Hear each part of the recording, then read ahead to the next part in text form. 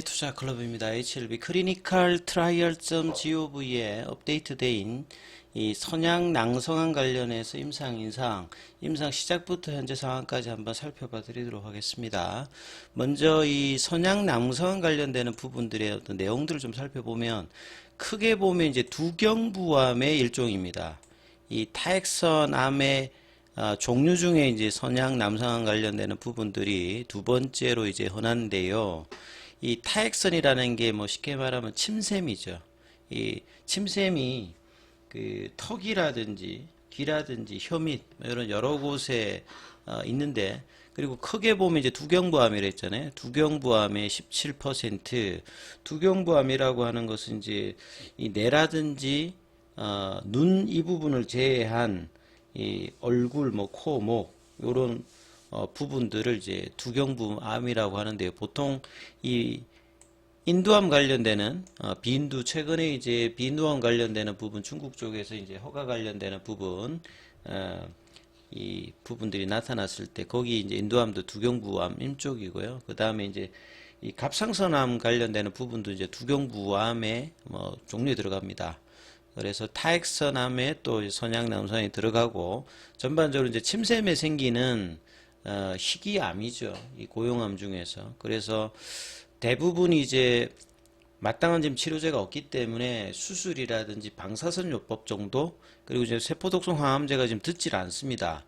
그래서 이제 표준 항암 치료제가 없기 때문에 이 이보세라닙을 통해서 그 선양 남성 관련되는 부분들이 허가가 되면 이 퍼스트 인 클래스로 1차 치료제로 진행되고 있는 임상, 그리고 미국에서는 이제 매년 한 1200명 정도 환자니까 환자 수는 굉장히 좀 작죠. 그래서 이제 희귀약품에 지정이 돼 있는 상태다, 이렇게 이해를 하시면 되겠고, 이 발달 정도를 임상 시작부터 지금까지 뭐 제목만 좀 따서 한번 살펴봐 드리면, 2019년도 관련해서 이제 그 선양남성 이상 관련되는 부분 이제 기사가 이제 최초로 나오고요. 그래서 2020년도에 보면 HLB가 19년도부터 이 5년 내 5개 항암제 출시 계획을 막 세우죠. 거기에 이제 선양남성도 포함되어 있고요. 2020년도부터 이제 본격적인 임상이 본래 일정보다는 조금 이제 2월달부터 시작이 되었는데, 3월달 이제 기사를 보게 되면 미국 쪽에서 최초 환자 이제 등록 관련되는 부분들이 이 캘리포니아대 관련해서 이제 환자 등록이 이제 시작되면서 미국 쪽에서 7개 기관, 국내에서 또 이제 다기관으로 임상이 이제 진행될 어떤 예정으로 기사가 되고 있습니다. 그리고 2020년도 이제 11월 달에 이제 기사인데요. 이때 이제 당초 환자 등록 목표 자체가 기존에 한 55명인데요. 이 첫 환자 등록 8개월 만에 환자 등록 목표를 달성해서 이 환자들과 전문의들의 요청을 받아들여서 당초 55명에서 프로토콜을 좀 변경해서 72명까지 확대키로 결정했다. 그만큼 뭔가 이제 관심이 높다는 거죠. 그리고 이 당시 이제 최고 개발 책임자가 스티브 노턴인데, 이분이 이제 2020년도 12월 달에 이제 그만둡니다. 그래서 이제 초기에 이제 개발 책임자 임상 스티브 노턴에서 이제 그 뒤에 이제 좀 바뀌는 어떤 부분들도, 그러니까 임상이 진행되면 초기 프로토콜로 쭉 가는 게 아니라 뭐 사이트도 바뀌고 스폰서도 바뀌고 임상 시작과 이제 최종적인 완료 일정도 계속 이제 업데이트 되는 어떤 과정을 통해서 되기 때문에 변동폭이 굉장히 있다. 그래서 계획대로 본래부터 되질 않습니다. 그래서 이런 부분들도 이제 기본적인 어떤 지식으로 이해를 하시면 좋을 것 같고요. 그래서 2021년도 2월 달에 FDA 희귀의약품으로 이제 지정을 받죠.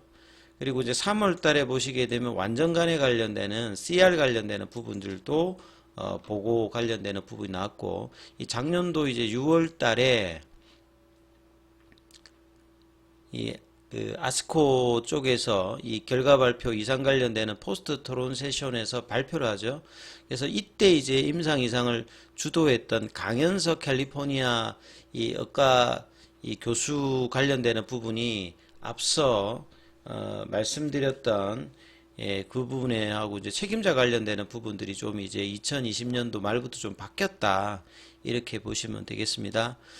그리고 이제 1차 지표로 이제 정해졌던 부분들, 이 부분들도 굉장히 좀 중요한데요. 6개월 이내 급격히 악화된 환자들을 대상으로 투여했더만 이 성장 억제 관련되는 효과가 있다. 그래서 리보세라닉 관련되는 부분에서 실제 이제 치료진 입장에서 보면 PFS도 중요하고 이 그 ORR 관련되는 부분들이 왜 중요하냐면 암이 이제 급속하게 진행되는 부분에서는 이 OS나 PFS 값만큼 중요한 게 이 ORR 값이거든요. 이게 반응률이 얼마만큼 나오느냐 이게 이런 부분에서 이제 1차 지표로 임상에서 이제 목표로 프로토콜을 잡는 거죠. 그리고 이제 기본적으로 치료가 어려운 난치성 질환이고요. 대부분 반응률 자체가 굉장히 낮다고 했지 않습니까? 그래서 반응률이 나오는 것이 암의 어떤 이제 발전 단계가 빠른 부분에서는 굉장히 이제 치료제로서 중요한 어떤 목표 지표도 된다.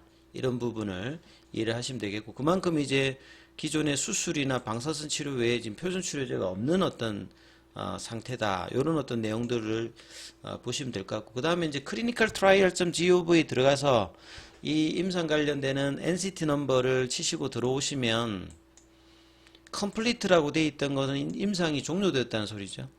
그리고 스폰서는 엘레바 테라피틱스고요. 최근에 업데이트가 올해 8월 1일에 되었습니다.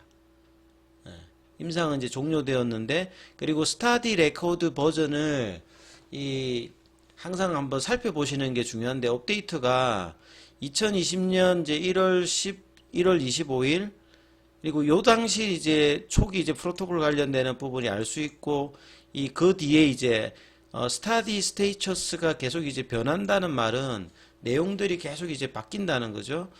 그래서 2022년도 2월 1일이 이제 작년도 이제 아스코 발표 전에 이제 업데이트 되었던 어떤 부분들이고, 그 뒤에 없다가 올해 3월 달, 그 다음에 올해 7월 달 이러면서 이제 변경 관련되는 부분들의 어떤 내용들이 올라왔다. 이렇게 보시면 되겠고요.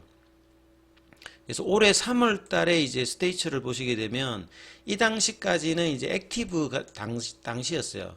이제 추가적으로 이제 임상 환자는 모집하지 않지만 액티브, 왜냐하면 이제 작년 말에 FDA에서 이 부분에 대해서 이제 그 조건부 승인 관련되는 부분으로 뭐 만약에 빨리 넣으려고 하면 FDA가 뭐 권고한 부분이 있잖아요. 그래서 그런 과정이 있으니까 완료를 하지 않고 이제 액티브 상태로 올해까지 진행되고 있는데, 이때 이제 임상의 어떤 기본적인 어떤 시작은 3월 4일이다.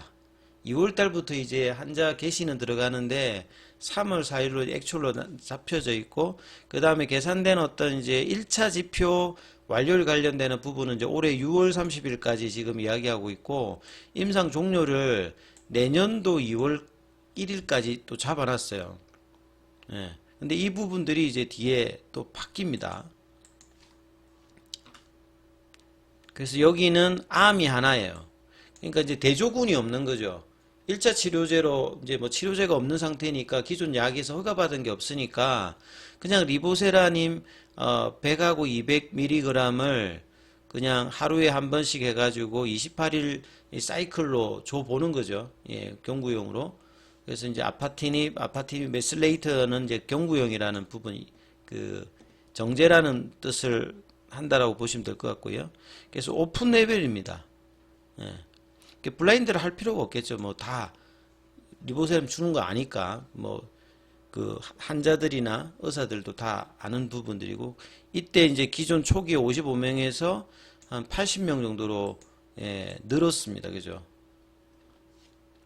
그래서 이제 여기 지표에서는 ORR 값이 왜 중요하냐? ORR 값은 급하게 이제 진행되는 대상자를 선정을 했다는 부분에서는 급하게 이제 암의 어떤 진행이 되는 환자들한테는 이 ORR 값이 결국 리스판스 반응률이잖아요. 암세포 크기가 주느냐, 이 약을 처방했을 때 주느냐, 이 부분들을 보기 때문에 그 대부분의 이제 임상을 진행했던 약제들이 반응률이 낮아서 실패를 했기 때문에 ORR 값이 가장 큽니다. 그래서 CR이 얼마나 나오느냐, PR이 얼마나 나오느냐. 그래서 완전간해가 나왔다 그랬잖아요. 레시드 버전 1.1 정도로. 그리고 이제 세컨드리 쪽에서 이제 기존의 항암제니까 뭐 OS 값이나 뭐 이런 PFS 값이나 이런 것들이 있다. 이렇게 이해를 하시면 될 것 같고요.